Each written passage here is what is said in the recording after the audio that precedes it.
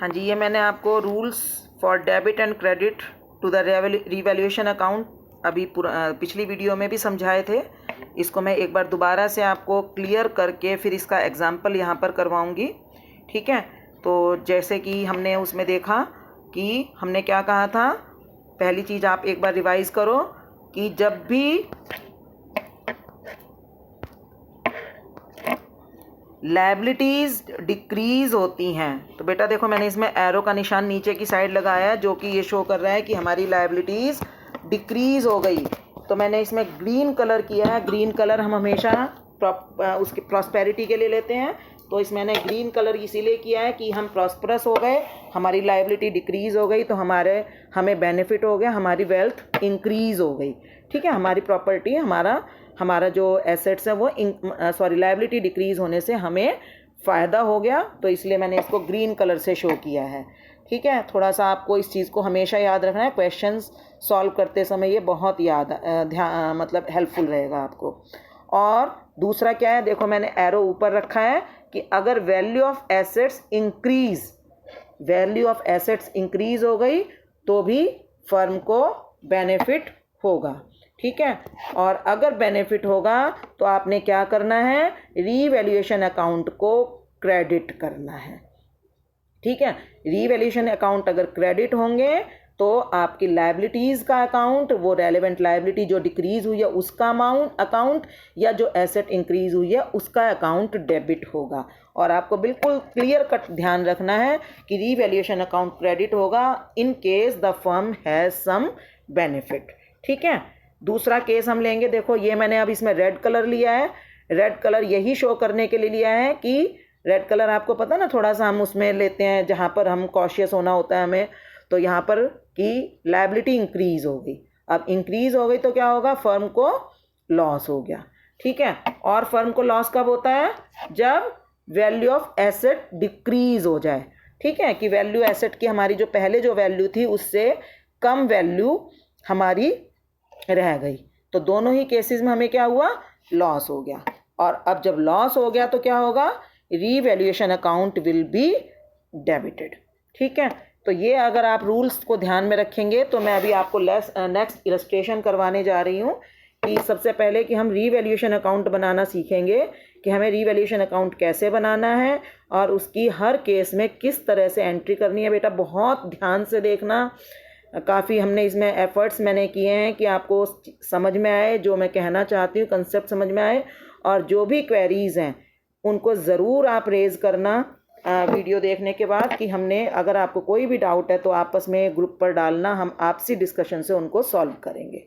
ठीक है, अब देखो नेक्स्ट, अब हम एक इलस्ट्रेशन देख रहे हैं जिसमें आपको एक बैलेंस शीट गिवन है।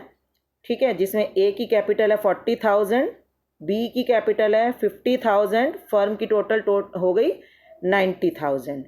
ठीक है, क्रेडिटर्स हैं 35,000, general reserve 15,000, outstanding expenses 2,000, employees provident fund 12,000, workman compensation reserve है 40,000।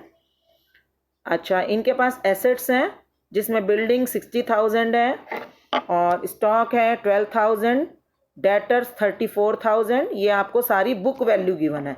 तो बेटा इसके अंदर जितनी भी वैल्यूज़ गिवन है they are all are book value. ठीक है, अब आपको क्वेश्चन में देखो क्या देखना है, अब आपको देखना है कि क्या इनमें से कुछ एसेट्स एंड लायबिलिटीज़ की वैल्यू चेंज हुई है। चलो जी, अब हम एडिशनल इन्फॉर्मेशन क्वेश्चन में गिवन है वो हम देखते हैं। देखो क्या हुआ, जैसे ये कह रहा है value of the building increased by ₹30,000। देखो बेटा, एक तो क्वेश्चन में ध्यान रखना कि आपको बाय बताया है, वैल्यू इंक्रीज या डिक्रीज बाय बताया है, या value of the building increased to बताया है। इसमें ज़्यादातर देखो एक तो बाय वर्ड यूज़ किया जाता है, एक टू वर्ड यूज़ किया जाता है, ये प्रीपोजिशंस हैं। तो अगर आपको बाय वर्ड गिवन है तो इसका मतलब आपको बता रखा है कितना चेंज हो गया। ठीक है, तो आपकी नई वैल्यू, अब इसका मतलब इसके अकॉर्डिंगली क्या है कि बिल्डिंग की वैल्यू 30,000 रुपये बढ़ गई। ठीक है, इंक्रीज हो गई 30,000 रुपये, तो इसका मतलब बिल्डिंग की नई वैल्यू हो गई 60,000 रुपये। सॉरी 90,000 रुपये, 60,000 old value plus increase value 30,000 90,000। ठीक है बेटा, तो इसमें जब ये इंक्रीज बाय वर्ड दिया होता है, जैसे आप इसमें देखो ध्यान दोगे, इंक्रीज बाय वर्ड इसमें जो दे रखा है, तो that is quite very important कि इंक्रीज बाय का मतलब है 30,000 रुपये चेंज हुआ है। और आपको देखो एंट्री क्या करनी है इस केस में, देखो एंट्री होगी, जैसा मैंने क्या कहा था, अब ये एसेट की वैल्यू इंक्रीज हुई है तो बिल्डिंग अकाउंट डेबिट हो गया। ठीक है, और कितना रुपए से हुआ, क्योंकि यहाँ पर 30,000 का चेंज दिया हुआ था तो हमने 30,000 रुपीज़ से इसको डेबिट कर दिया। ठीक है, और रीवैल्यूएशन अकाउंट क्रेडिट हो गया। ठीक है, जैसे क्योंकि यहाँ पर आपको क्या हुआ है, बिल्डिंग इंक्रीज हो गई तो नेचुरल बात है प्रॉफिट हुआ है, और प्रॉफिट होने से क्या है, हमने रीवैल्यूएशन अकाउंट को क्रेडिट कर दिया। ठीक है, तो यहाँ पर building account debit 30,000 rupees to revaluation account हो गया, जो कि मैंने आपको उसी जो है प्रिंसिपल पर करवाया, जो मैंने अभी आपको कंसेप्ट्स बताए थे।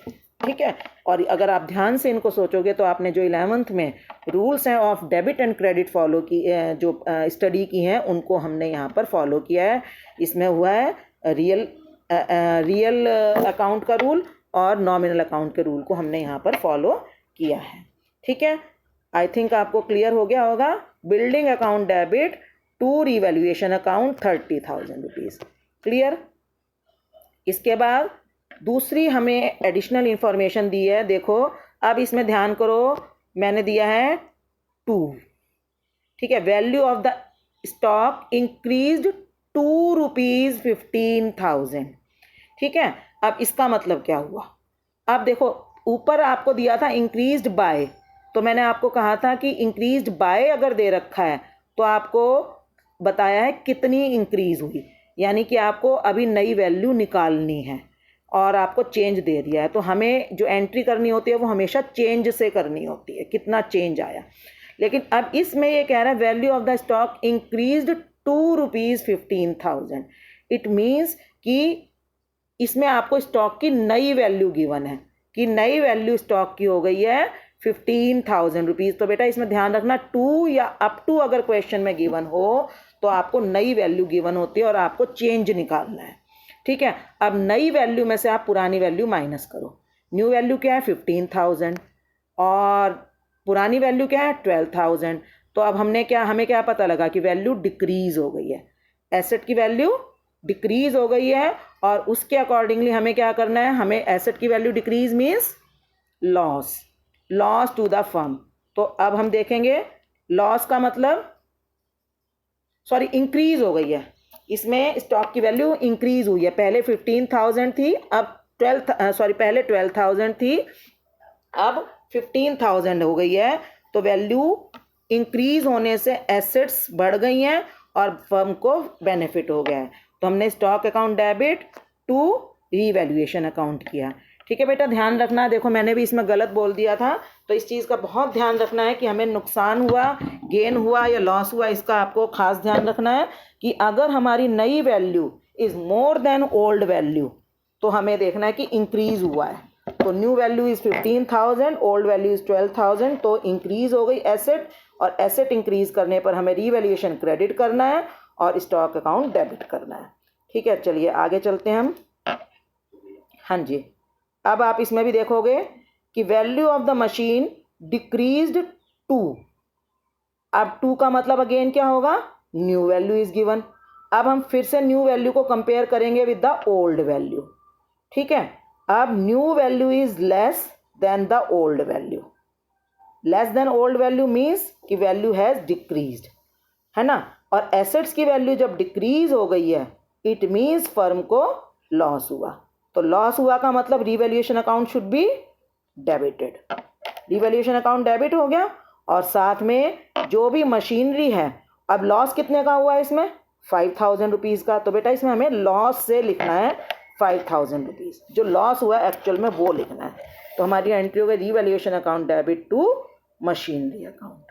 ठीक है, चलिए अब हम नेक्स्ट एडजस्टमेंट देखते हैं। नेक्स्ट एडजस्टमेंट देखिए, इसमें थोड़ी सी जो लैंग्वेज है वो और डिफरेंट है। अब इसमें ये कह रहा है कि the investment was found over valued bye ₹12,000। अब इसमें जो अगर इस टाइप की एडजस्टमेंट हमारी पेपर में आ जाती है तो बच्चे कंफ्यूज हो जाते हैं कि ओवर वैल्यूड बाय का मतलब क्या है। देखिए ये इसका मतलब यहाँ पर है कि जो वाज फाउंड कि ये जो इन्वेस्टमेंट की जो है दे रखी है वो 12,000 रुपये ज़्यादा की वैल्यू से ऑलरेडी है।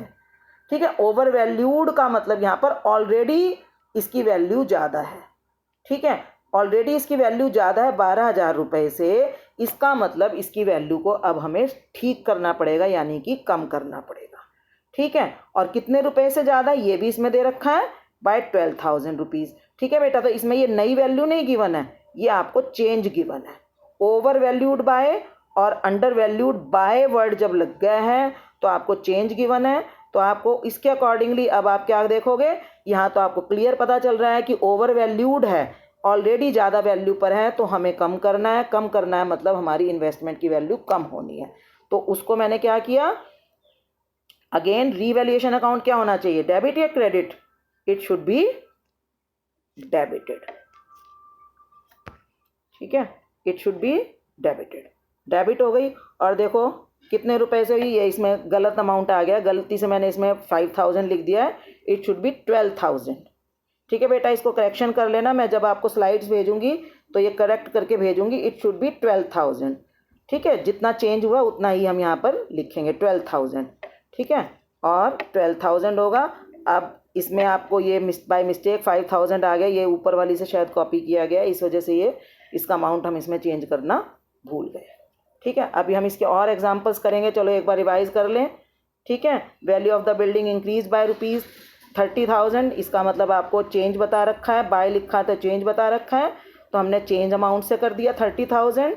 स्टॉक की वैल्यू इंक्रीज होकर 15,000 नई वैल्यू गिवन है, तो मैंने चेंज निकाल लिया, कितना हुआ, 3,000 रुपये बढ़ गई, एसेट बढ़ गई, तो हमने स्टॉक को डेबिट कर दिया। Value of the machinery decrease हो गई है तो हमने क्रेडिट कर दी, और इसमें क्योंकि डिक्रीज 2 लिखा है, इसका मतलब नई वैल्यू गिवन है, तो मुझे चेंज निकालना पड़ा।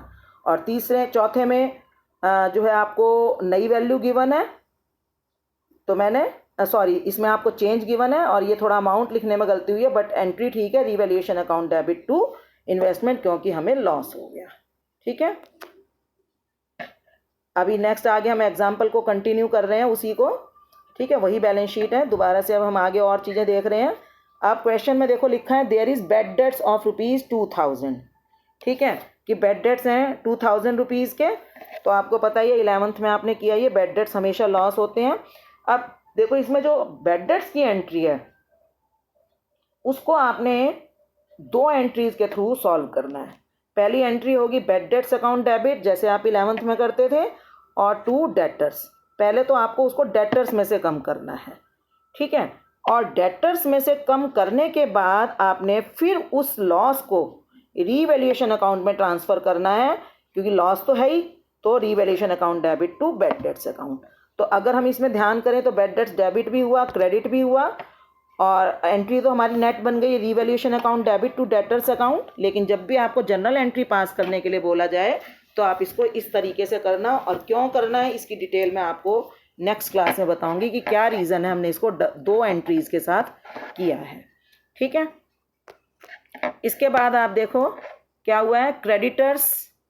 अब ये देखो बेनिफिट हो गया कि क्रेडिटर्स हैं 5,000 रुपये के, जिनको अभी हमें पे नहीं करना। ठीक है, तो ये हमारा क्या हो गया, बेनिफिट। बेनिफिट हो गया ना, तो बेनिफिट हो गया, इसलिए अब हम क्या करेंगे, इसकी एंट्री करेंगे। कैसे करेंगे, क्रेडिटर्स अकाउंट डेबिट, बेनिफिट हो गया तो रिवैल्यूएशन तो क्रेडिट होगा ही होगा, तो इसका मतलब क्या है, क्रेडिटर्स अकाउंट डेबिट होंगे और रिवैल्यूएशन अकाउंट क्रेडिट होगा। ठीक है, नेक्स्ट इसमें हम देखते हैं एंट्री बैड डेट्स रिकवर्ड। ये हमारे, ये आपने 11th में भी बैड डेट्स रिकवर्ड की एंट्री की होगी कि हमने कोई पुराने बैड डेट्स थे जिनको हमने राइट ऑफ कर दिया था, अब वो हमारा पैसा दे रहे हैं। ठीक है, उनसे हमें 2,000 रुपीज़ मिल गए। अब क्या होगा, ये हमें फ़ायदा हो गया, ये तो पुराने डूबे हुए पैसे आ गए, तो हमारा यहाँ पर बेनिफिट हो गया। तो देखो कैश अकाउंट डेबिट, इसको भी मैं 2 एंट्रीज से कर रही हूँ। Cash account debit to bad debts recovered, and bad debts recovered debit to revaluation account. तो बेटा इसको मैं 2 एंट्री से क्यों कर रही हूँ, क्योंकि हमें पोस्टिंग करते समय हमें ध्यान देना होता है कि जो हमने क्रेडिट किया है जो भी अकाउंट, उसके ऊपर हमें उसकी अपोजिट एंट्री लिखनी होती है। तो हम यहाँ पर सीधा बैड डेट्स रिकवर्ड, पहले खर्चा उसको शो करेंगे और उसके बाद उस एक्सपेंस को हम ट्रांसफ़र करेंगे। ठीक है, एक और एंट्री देखो कि there is a claim for legal charges ₹10,000। ये भी एक हमारी नई लायबिलिटी बन गई है कि हमारा कोई लीगल चार्जेस, हमारे ऊपर कोई लीगल क्लेम चल रहा था, अब हमें उसके लिए 10,000 रुपये पे करने पड़ेंगे। लायबिलिटी हमारी एक नई लायबिलिटी अराइज हो गई है। अब नई लायबिलिटी अराइज हो गई तो ये तो लॉस हो गया, ये तो हमें नुकसान हो गया। अब नुकसान हो गया तो फिर हमें वही करना पड़ेगा, क्या, रीवैल्यूएशन को डेबिट करना पड़ेगा। तो रीवैल्यूएशन अकाउंट डेबिट 10,000 रुपीज़ और to claim for legal charges 10,000 rupees. ठीक है बेटा, तो ये मैंने आपको 7-8 एग्जाम्पल्स दिए हैं कि हम कैसे एंट्रीज़ को करेंगे, किन कंडीशंस में रीवैल्यूएशन डेबिट होगा, किन कंडीशंस में रीवैल्यूएशन क्रेडिट होगा, और अगर डेबिट और क्रेडिट होगा तो वो अमाउंट क्या होगा। क्योंकि बच्चे कई बार क्या करते हैं, डेबिट क्रेडिट तो ठीक कर देते हैं लेकिन वो अमाउंट डालने में गलती कर देते हैं। तो बेटा आपको इसमें ध्यान रखना है कि अगर आपको बाय लिखा है तो आपको इसका मतलब चेंज दे रखा है, अप टू या टू लिखा है इसका मतलब आपको न्यू वैल्यू गिवन है और आपको चेंज निकालना पड़ेगा। ठीक है, ओवर वैल्यूड लिखा है तो इसका मतलब ऑलरेडी ज़्यादा वैल्यू है, अब हमें कम करनी है। अगर अंडर वैल्यूड लिखा है तो वैल्यू कम दे रखी है, ऑलरेडी उन्होंने कम कर रखी है, आपको उसे बढ़ाना है। तो ये सब चीज़ों का ध्यान रखोगे तो आपका रीवैल्यूएशन अकाउंट बिल्कुल करेक्ट बनेगा। और अगर रीवैल्यूएशन अकाउंट करेक्ट बन गया तो बेटा चांसेस होते हैं कि आगे का क्वेश्चन सही हो जाए। ये बहुत ही इम्पॉर्टेंट अकाउंट होता है।